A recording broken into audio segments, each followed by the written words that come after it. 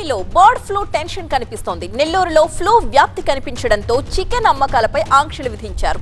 అయితే ఈ bird flu effect మిగతా ప్రాంతాల్లోని వ్యాపారాలపైన కూడా పడింది. దీంతో చికెన్ అమ్మకాలు పడిపోయాయి.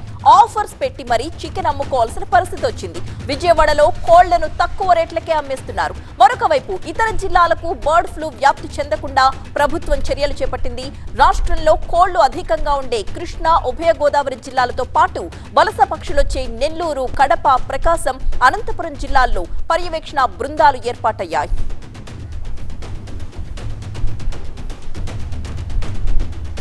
మా ప్రతినిధి శివ సిద్ధంగా ఉన్నారు లైవ్ లో మరింత సమాచారం అందించడానికి. శివ,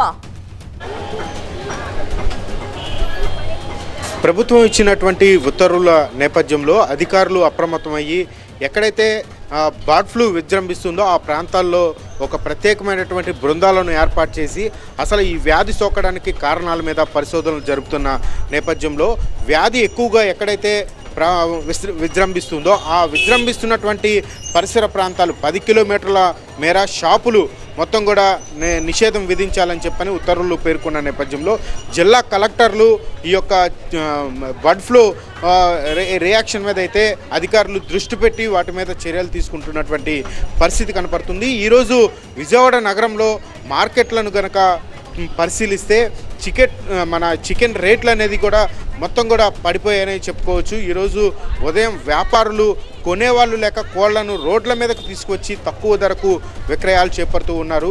విజయవాడ సింగనగర్ ప్రాంతంలో సుమారు 2 కిలోమీటర్ల మేర నడి రోడ్డు మీద ఈ యొక్క కోళ్లను పెట్టి జత కోళ్లు 300 రూపాయలకు విక్రయిస్తున్నటువంటి పరిస్థితులు కూడా చూసాము. అయితే ఈ యొక్క బర్డ్ ఫ్లూ విజృంభిస్తున్న నేపథ్యంలోనే ఈ కోళ్ల యొక్క విక్రయాలు అనేది పడిపోయాయి. మరోవైపు ప్రభుత్వం కూడా ఈ చికెన్ తినకుండా ఉంటే అనారోగ్యం పాలు కాకుండా ఉంటారు. ఖచ్చితంగా ప్రజలు వీటి చికెన్ తినే విషయంలో జాగ్రత్త వహించాలంటూ కూడా పలు సూచనలు చేసిన నేపథ్యంలో ప్రజలందరూ కూడా ఈరోజు చికెన్ కాకుండా ఫిష్, ఇలాగే మటన్, ఫ్రాన్స్ ఇటువంటి వాటి మీదకే ఎక్కువ మగ్గు చూపించినటువంటి పరిస్థితి. ఈరోజు చికెన్ షాపుల వద్ద చికెన్ కొనేవాళ్ళు అతి తక్కువ మంది ఉన్నారు. వారు కూడా ఈ యొక్క బర్డ్ ఫ్లూ గురించి అవగాహన లేకపోవడం వల్లే ఈ కొనుగోలు చేసినట్లుగా అయితే మనకు తెలుస్తుంది.